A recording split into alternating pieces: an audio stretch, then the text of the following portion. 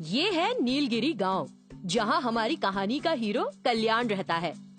कल्याण एक मछुआरा है और अपनी नाव लेकर समुद्र में मछली पकड़ने जाता है।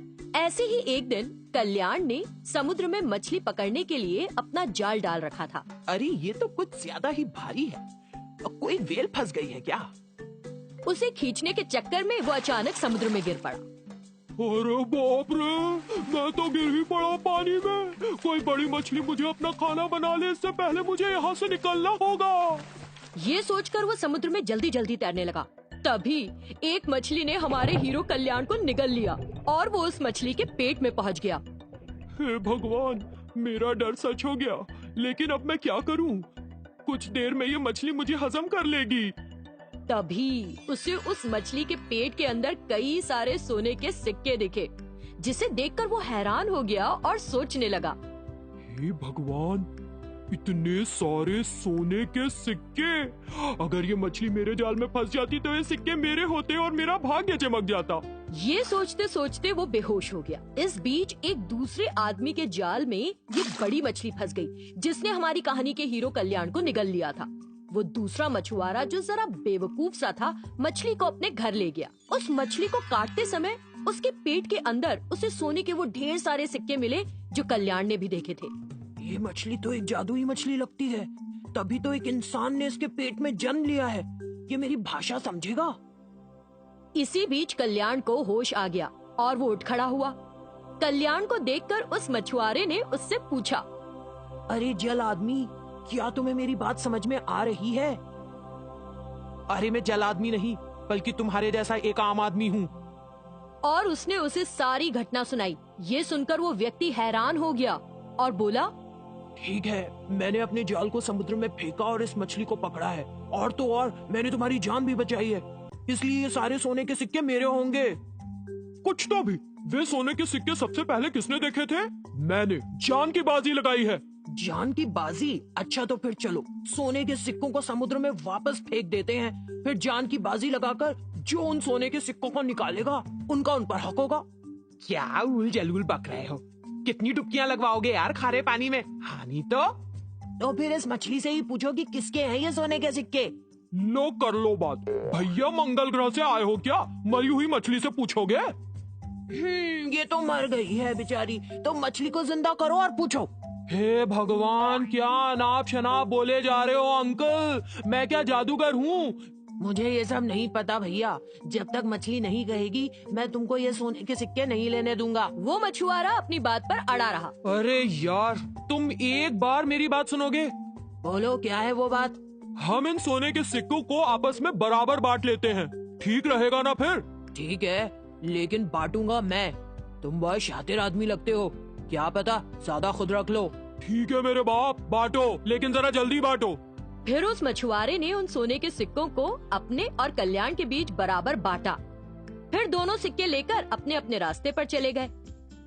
कल्याण ने उन सोने के सिक्कों को बेच दिया।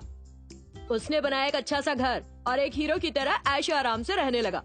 दूसरे मछुआरे ने अपने सोने के सिक्के बेचे और उन पैसों से मछली का कारोबार शुरू किया। उसे उम्मीद थी कि फिर कभी ऐसी ही कोई और मछली फंस जाए शायद। पहले भाग में किशोर और रवि शैतान के हाथ से निकल के घर भाग गए थे। तब से शैतान उनके इंतजार में थी। रवि और किशोर घर जैसे वापस आए, एक दूसरे से बात करने लगे। अरे बाप रे, हम बहुत बड़े मुश्किल से निकल आए। और कुछ देर वहाँ रहते तो शैतान हमें मार देती। हाँ, वो शैतान हमें मार देती, बिल्कुल पबजी गेम की तरह। शैतान उनके घर के सामने अचानक आ गई और बोली, तुम लोग यहाँ छुपे हुए हो। आखिरकार मैंने तुम्हें पकड़ लिया। अब मुझे एक बंदूक चाहिए, जैसे कि तुम्हें गेम में मिला हुआ था। क्या कहते हो? किशोर और रवि मनी मन सोचने लगे। हे भगवान, शैतान यहाँ भी आ गई।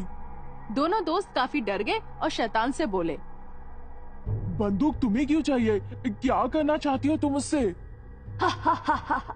तुम ऐसे बात कर रहे हो कि मानो जैसे तुम्हें कुछ पता ही नहीं। गेम में एक इंसान सारे लोगों को बंदूक से मार देता है। मैं भी तुम दोनों पे गोली चलाऊंगी। ढिशक्यां ढिशक्यां। वो खेल है, पर अगर तुम सच में गोली चलाओगी तो हम मर जाएंगे। तुमने अपना फोन नहीं दिया था ना मुझे गेम खेलने के लिए, और कहा था ना कि हम सच में गेम खेलेंगे। अब मैं ज्यादा बात नहीं करना चाहती हूँ। मुझे अब भी एक बंदूक चाहिए और उस बंदूक से मैं तुम दोनों को मारना चाहती हूँ। किस तरह की शैतान है ये? हम कैसे भागे इस शैतान के चुंगल से? किशोर ने शैतान से कहा। ठीक है, ये लो फोन। तुम इस फोन पर पबजी गेम खेल सकती हो। इस फोन पर गेम नहीं खेलूंगी, मुझे सच में तुम्हारे साथ गेम खेलना है। अगर तुम इस फोन पर गेम खेलोगी तो तुम्हें समझ में आएगा कि खुद को कैसे बचाना है और कैसे लोगों को मारना है। चलो इस फोन पर हम गेम खेलते हैं। अच्छा, अगर मैं इस फोन पर पहले गेम खेलूं, फिर मुझे समझ में आ जाएगा कि तुम लोगों के साथ कैसे खेलना है ना? तो लाओ फोन दो मुझे। किशोर ने अपना फोन दे दिया शैतान को। शैतान फोन ले ली और गेम खेलना शुरू कर दी। काफी लंबे वक्त तक गेम खेलने के बाद आखिर में शैतान गेम जीत गई। Winner winner chicken dinner. Yes yes, मैं जीत गई। मैं फिर से एक बार खेलूंगी, फिर जीतूंगी और रात को भोजन में चिकन खाऊंगी। ये कहकर शैतान फिर से एक बार गेम खेलने लगी। इस तरह शैतान ने कई दफे गेम खेला। शैतान हर बार गेम जीत गई और फिर से गेम खेलने लगी, पर इस बार शैतान गेम हार गई। ओह नो, मैं हार गई। मुझे एक बार फिर से गेम खेलना पड़ेगा। जब तक मैं जीतू नहीं तब तक मैं खेलती रहूंगी। बहुत हो गया, अब तुम मेरा फोन वापस करो। नन्ना, मैं तुम्हें नहीं दूंगी। मुझे ये गेम बहुत पसंद आ गया। चलो अब हम सच में गेम खेलते हैं। तुरंत किशोर ने रवि से कहा। रवि, तुम कैसी बात कर रहे हो? मैं सोच रहा हूँ कि यहाँ से निकला कैसे जाए और तुम खेलने की बात कर रहे हो। चलो जल्दी निकलो। मैं शैतान से बहुत चालाकी से बात कर रहा हूँ। कुछ देर के लिए तुम चुप रहो। तुम क्या बात कर रहे हो? मुझे भी बताओ बताओ बताओ। अरे बाबा, हम गेम के बारे में बात कर रहे हैं। मैं तुम्हारे साथ नहीं खेलूंगी। मैं इस फोन पर खेलूंगी। मैं गेम खेलूंगी और विनर बनके विनर विनर चिकन डिनर। अगर तुम ये फोन चाहती हो तो तुम्हें यहाँ से दूर जाना होगा, और अगर तुम नहीं जाओगी यहाँ से, फिर तुम्हें फोन वापस करना होगा। मैं तुम्हें ये फोन नहीं दूंगी। मैं यहाँ से चली जाऊंगी। ये कहकर शैतान वो फोन ली और अदृश्य हो गई। शुक्र है भगवान का, वो शैतान यहाँ से चली गई। शैतान तो पागल है उस गेम के लिए। शैतान ने हमें जिंदा छोड़ दिया इसीलिए क्योंकि वो गेम के लिए पागल हो गई थी। वो तो ठीक है, पर शैतान मेरा स्मार्टफोन लेकर चली गई। भूल जाओ उस बारे में। बड़ी बात है कि हम जिंदा है। पर शैतान क्या करेगी जब मेरी फोन की बैटरी खत्म हो जाएगी? क्या वो फिर से वापस आएगी? हाँ, ये तो सच है। मुझे नहीं पता कुछ भी। अगर वो शैतान फिर से वापस आ गई तो तुम्हें ही कुछ करना पड़ेगा उसके लिए। अभी मैं जा रहा हूँ, बाय। फिर रवि वहाँ से चला गया और किशोर सोचने लगा। लखनऊ शहर में अमृता नाम की एक ब्यूटिशियन थी। उसका खुद का ब्यूटी पार्लर था। वो बहुत ही बेहतरीन मेकअप करती थी। इसी वजह से उसे काफी मेकअप के लिए ऑर्डर्स मिलते थे और अच्छे ऑर्डर्स की वजह से वो अच्छा कमाती भी थी। शादियों का मौसम था और अमृता को काफी ऑर्डर्स मिले थे।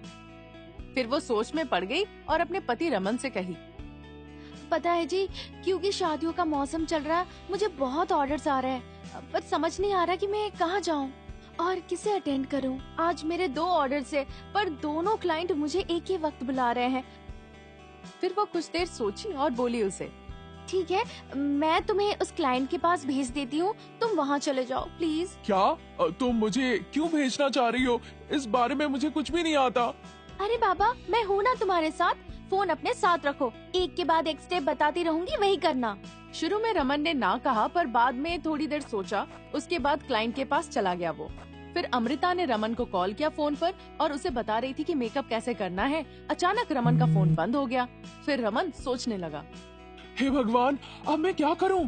ठीक है, जो मुझे आता है मैं वही कर लेता हूँ। ये सोचकर वो मेकअप करना शुरू किया उस लड़की का। मेकअप के दौरान वो समझ नहीं पाया कि वो किस चीज को किसके साथ मिला रहा है, पर जैसे तैसे वो मेकअप खत्म कर दिया।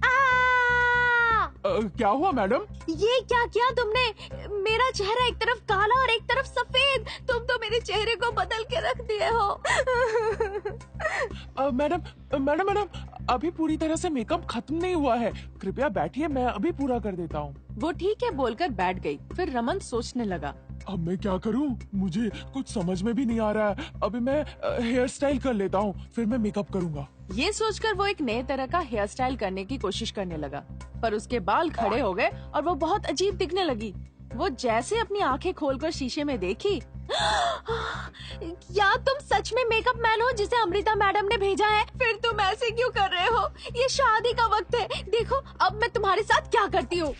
नहीं नहीं, भागो। रमन वहाँ से भाग निकला। फिर वो मन ही मन सोचने लगा, हे भगवान, अमृता ने मुझे जबरदस्ती ये करने के लिए कहा, उसी की वजह से आज मुझे पिटाई पड़ी। ये सोचकर वो धीरे धीरे घर की तरफ बढ़ने लगा। वो दुल्हन जिसे कुछ समझ में नहीं आया, उसने सोचा चलो वेल से ढक के शादी कर लेते हैं।